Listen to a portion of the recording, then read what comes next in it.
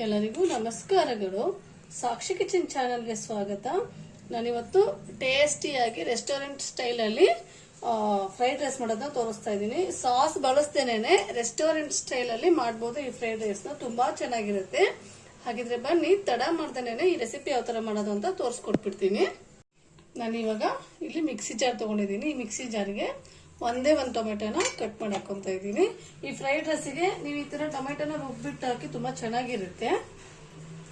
ಹಾಗೆ 4 ಹೆಸರು ಬೆಳ್ಳುಳ್ಳಿ, ಒಂದೇ ಒಂದು ಒಣಮೆಣಸಿನ್ಕಾಯಿ, ಹಾಗೆ ಒಂದೇ ಒಂದು ಹಸಿ ಮೆಣಸಿನ್ಕಾಯಿ ಹಾಕೊಂಡಿದ್ದೀನಿ. ಇದಕ್ಕೆ ನೀರು ಹಾಕೊಳ್ದೇನೆ ಇವಾಗ ಇದನ್ನ ರುಬ್ಕೊಂಡು ತಗೊಂಡ್ಬರ್ತೀನಿ. ನೋಡಿ, ನಾನು ಇವಾಗ ಈ ತರ ಪೇಸ್ಟ್ ಮಾಡ್ಕೊಂಡು ತಗೊಂಡ್ಬಂದಿದ್ದೀನಿ. ಈ ತರ ಆದ್ರೆ ಸಾಕು ನಮ್ಗೆ. ಒಂದೇ ಒಂದು ಟೊಮೆಟೊ ಹಾಕೊಳ್ಳಿ, ಸಾಕಾಗುತ್ತೆ. ಇದನ್ನ ಇವಾಗ ಪಕ್ಕಕ್ಕೆ ಇಟ್ಕೊಂಡ್ಬಿಡೋಣ. ನಾನಿವಾಗ ಸ್ಟವ್ ಆನ್ ಮಾಡಿ ಒಂದು ದೊಡ್ಡದು ಬಾಣಲೆ ಇಟ್ಕೊಂಡಿದ್ದೀನಿ. ಇದಕ್ಕೆ 2 ಸ್ಪೂನ್ ಆಗೋಷ್ಟು ಎಣ್ಣೆ ಹಾಕೊಂತ ಇದ್ದೀನಿ. ಎಣ್ಣೆ ಆಲ್ರೆಡಿ ಕಾದಿದೆ. ಇವಾಗ ನಾವೇನು ಮಿಕ್ಸಿ ಮಾಡ್ಕೊಂಡಿದ್ವಲ್ವಾ ಟೊಮೆಟೊ ಆಮೇಲೆ ಮೆಣಸಿನ್ಕಾಯಿ ಅದೆಲ್ಲ, ಇದನ್ನ ಇವಾಗ ಎಣ್ಣೆಗೆ ಹಾಕೋಬೇಕು. ಈ ತರ ಫ್ರೈ ಮಾಡ್ಕೊಂಡು ನೀವು ಫ್ರೈ ರೈಸಿಗೆ ಹಾಕೊಳ್ಳಿ, ತುಂಬಾ ಚೆನ್ನಾಗಿರುತ್ತೆ. ಹಾಗೆ ಕಲರು ಸಹ ತುಂಬಾ ಚೆನ್ನಾಗಿ ಬಂದಿರುತ್ತೆ. ಈ ರೆಸ್ಟೋರೆಂಟ್ ಅಲ್ಲೆಲ್ಲ ಕೊಡ್ತಾರೆ ನೋಡಿ, ಕಲರು ಅದೇ ತರನೇ ಇರುತ್ತೆ. ಇದನ್ನ ಇವಾಗ ಎಣ್ಣೆಯಲ್ಲಿ ನೀಟಾಗಿ ಫ್ರೈ ಮಾಡ್ಕೋಬೇಕು. ಇದು ಇವಾಗ ನೀಟಾಗಿ ಹಸಿ ವಾಸನೆ ಹೋಗೋವರೆಗೂ ನಾವಿಲ್ಲಿ ಫ್ರೈ ಮಾಡ್ಕೋಬೇಕಾಗುತ್ತೆ. ಇವಾಗ ನೀಟಾಗಿ ಎಣ್ಣೆ ಬಿಡ್ಬೇಕು. ಇದು ಹಸಿ ಹೋದ್ಮೇಲೆ ಎಣ್ಣೆ ಬಿಟ್ಕೊಳುತ್ತಲ್ಲ, ಅಲ್ಲಿ ಹೋಗೋಣ ನಾವು ಈ ಪೇಸ್ಟ್ ನ ಫ್ರೈ ಮಾಡ್ಕೊಳ್ಳೋಣ. ನೋಡಿ, ಇದು ಇವಾಗ ನೀಟಾಗಿ ಫ್ರೈ ಆಗಿದೆ. ಹಾಗೆ ಎಣ್ಣೆನೂ ಸಹ ಬಿಟ್ಕೊಂಡಿದೆ. ನಾನು ಇದನ್ನ ತೆಗಿತಾ ಇದ್ದೀನಿ. ಇದನ್ನ ತೆಗೆದ್ಬಿಟ್ಟು ಇದೇ ಬಾಣಲಿಯಲ್ಲಿ ನಾನು ಫ್ರೈಡ್ ರೈಸ್ ನ ಮಾಡ್ಕೊಂತ ಇದ್ದೀನಿ ಇವತ್ತು. ಇವಾಗ ಅದೇ ಬಾಣಲಿಗೆ ನಾನು ಮತ್ತೆ ಒಂದ್ ಸ್ವಲ್ಪ ಎಣ್ಣೆ ಹಾಕೊಂತ ಇದೀನಿ. ಇಲ್ಲಿ ಫ್ರೈಡ್ ರೈಸ್ಗೆ ಎಷ್ಟು ಬೇಕೋ ಅಷ್ಟು ಎಣ್ಣೆನ ಹಾಕೊಂತ ಇದ್ದೀನಿ. ಇವಾಗ ಒಂಚೂರು ಎಣ್ಣೆ ಬಿಸಿ ಆಗ್ಲಿ.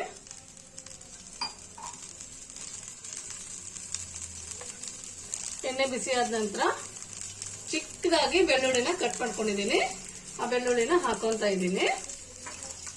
ಇದಕ್ಕೆ ಶುಂಠಿನೂ ಹಾಕೋಬಹುದು, ನೀವು ಇಲ್ಲಾಂದ್ರೆ ಶುಂಠಿ ಬೆಳ್ಳುಳ್ಳಿ ಪೇಸ್ಟ್ನು ಹಾಕೋಬಹುದು. ನಾನು ಬರೀ ಬೆಳ್ಳುಳ್ಳಿ ಮಾತ್ರ ಹಾಕೊಂತ ಇದ್ದೀನಿ. ಅದಾದ ನಂತರ ಈರುಳ್ಳಿ ಹಾಕೊಂತ ಇದ್ದೀನಿ. ಇಲ್ಲಿ ಮೇನ್ ಬೇಯಬೇಕಾಗಿರೋದು ಈರುಳ್ಳಿ ಮತ್ತೆ ಬೆಳ್ಳುಳ್ಳಿ ಮಾತ್ರ ನೀಟಾಗಿ ಫ್ರೈ ಆಗ್ಬೇಕು. ಇದನ್ನ ಇವಾಗ ಒಂದು 2ರಿಂದ 3 ನಿಮಿಷ ಫ್ರೈ ಮಾಡ್ಕೊಳ್ಳೋಣ. ನೀಟಾಗಿ ಫ್ರೈ ಆಗ್ಬೇಕು ಇಲ್ಲಿ ಬೆಳ್ಳುಳ್ಳಿ ಹಾಗೆ ಈರುಳ್ಳಿ.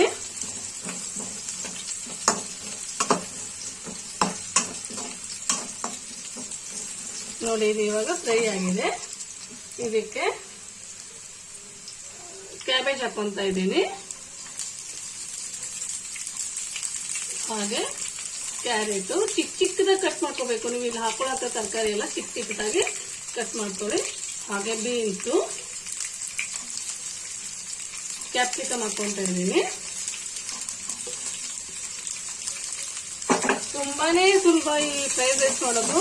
ಬೇಗನೆ ಆಗ್ಬಿಡುತ್ತೆ ತಕ್ಷಣ ಅಂತ. ಮನೆಯಲ್ಲಿ ಯಾರಾದ್ರೂ ಗೆಸ್ಟ್ ಬಂದಾಗ ಏನಪ್ಪಾ ಮಾಡ್ಕೊಡೋದು ಅಂತ ಯೋಚನೆ ಇರುತ್ತಲ್ಲ, ಅಂತ ಟೈಮಲ್ಲಿ ಫಟಾಫಟ್ ಅಂತ 5ರಿಂದ 10 ನಿಮಿಷ ಸಾಕು ಅಷ್ಟೇ ನೀವು ಈ ಫ್ರೈಡ್ ರೈಸ್ ಮಾಡೋದಕ್ಕೆ. ತುಂಬಾ ಸುಲಭ ಮಾಡೋದು. ಇದನ್ನ ಇವಾಗ ಒಂದು 5 ನಿಮಿಷ ಎಲ್ಲಾ ತರಕಾರಿನೂ ಬೇಯವರೆಗೂ ಎಣ್ಣೆಯಲ್ಲಿ ಫ್ರೈ ಮಾಡ್ಕೊಳ್ಳೋಣ.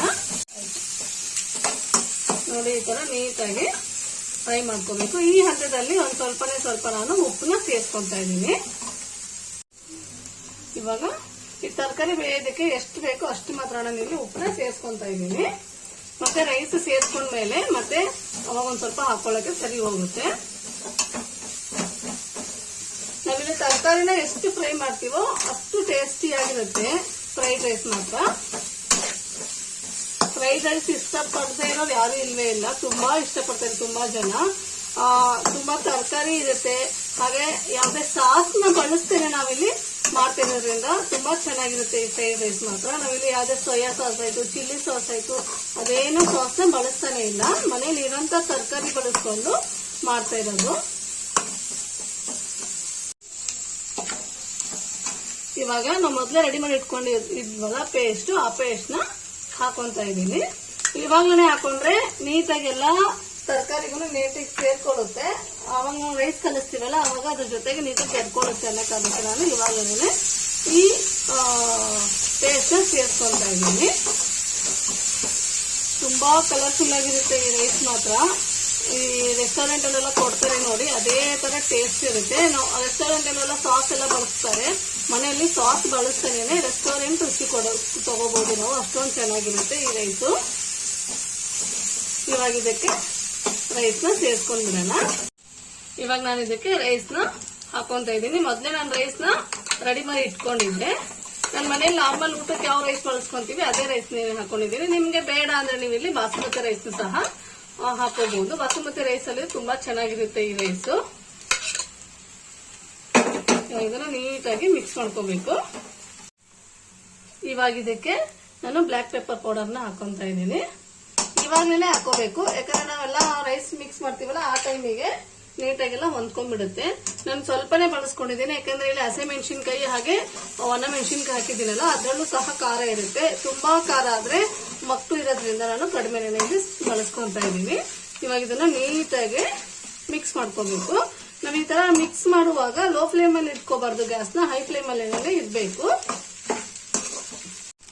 ನೋಡಿ ನಾನು ಇವಾಗ ಎಲ್ಲ ನೀಟಾಗಿ ಮಿಕ್ಸ್ ಮಾಡ್ಕೊಂಡಿದ್ದೀನಿ. ಆವಾಗಲೇ ನಾವು ತರಕಾರಿ ಬೇಯೋದಕ್ಕೆ ಮಾತ್ರನೇ ಉಪ್ಪು ಹಾಕೊಂಡಿದ್ವಿ. ಇವಾಗ ರೈಸಿಗೂ ಸಹ ಉಪ್ಪನ್ನ ಸೇರಿಸ್ಕೊಂತ ಇದ್ದೀನಿ. ನಾನು ರೈಸ್ ಮಾಡುವಾಗಲೂ ಸಹ ಉಪ್ಪು ಹಾಕಿರ್ತೀನಿ. ಅದಕ್ಕೆ ಇವಾಗ ಈ ರೈಸಿಗೆ ಎಲ್ಲ ಮಿಕ್ಸ್ ಆಗೋದಕ್ಕೆ ಎಷ್ಟು ಬೇಕೋ ಅಷ್ಟು ಮಾತ್ರ ಉಪ್ಪನ್ನ ಸೇರಿಸ್ಕೊಂತ ಇದ್ದೀನಿ. ತುಂಬಾ ಉಪ್ಪಾದ್ರೂ ಅಷ್ಟೊಂದು ಚೆನ್ನಾಗಿರಲ್ಲ ಈ ರೈಸು. ಉಪ್ಪು ಕಡಿಮೆ ಆದ್ರೂ ಟೇಸ್ಟ್ ಕೊಡೋದಿಲ್ಲ. ಅದಕ್ಕೋಸ್ಕರ ನಾನು ಸ್ವಲ್ಪವಾಗಿ ಹಾಕೊಂತ ಇದ್ದೀನಿ ಇಲ್ಲಿ. ನೋಡಿ ಈ ತರ ಫ್ರೈ ಮಾಡ್ತಾನೆ ಇರ್ಬೇಕು, ಆವಾಗಲೇ ಫ್ರೈಡ್ ರೈಸ್ ತುಂಬಾ ಚೆನ್ನಾಗಿರೋದು. ಇದು ಇವಾಗ ರೆಡಿ ಆಯ್ತು. ನೋಡಿ ಟೇಸ್ಟಿ ಆಗಿರುವಂತ ಫ್ರೈಡ್ ರೈಸ್ ರೆಡಿ ಆಯ್ತು. ಸೂಪರ್ ಟೇಸ್ಟಿ ಆಗಿರುತ್ತೆ. ಯಾವ ತರ ಉದ್ರುದ್ರಾಗಿದೆ, ನೋಡೋದಕ್ಕೆ ಎಷ್ಟು ಚೆನ್ನಾಗಿದೆ, ಹಾಗೆ ತಿನ್ನೋದಕ್ಕೂ ಸಹ ತುಂಬಾ ಚೆನ್ನಾಗಿರುತ್ತೆ. ಇದಕ್ಕೆ ಯಾವುದೇ ಸಾಸ್ ಬಳಸಿಲ್ಲ, ಏನು ಇಲ್ಲ, ಮನೇಲಿರುವಂತ ಪದಾರ್ಥಗಳನ್ನೇ ಬಳಸ್ಕೊಂಡ್ಬಿಟ್ಟು ಮಾಡಿರೋದು. ಸೂಪರ್ ಟೇಸ್ಟಿ ಆಗಿರುತ್ತೆ ಮಾತ್ರ. ಹಾಗಿದ್ರೆ ನಾನ್ ಮಾಡಿರುವಂತ ಈ ಫ್ರೈಡ್ ರೈಸ್ ರೆಸಿಪಿ ನಿಮ್ಗೆ ಇಷ್ಟ ಆದ್ರೆ ಪ್ಲೀಸ್ ಲೈಕ್ ಮಾಡಿ, ಶೇರ್ ಮಾಡಿ, ಕಾಮೆಂಟ್ ಮಾಡಿ. ಹಾಗೆ ನನ್ನ ಚಾನೆಲ್ ನ ಸಬ್ಸ್ಕ್ರೈಬ್ ಮಾಡೋದನ್ನ ಮಾತ್ರ ಮರಿಬೇಡಿ. Thank you.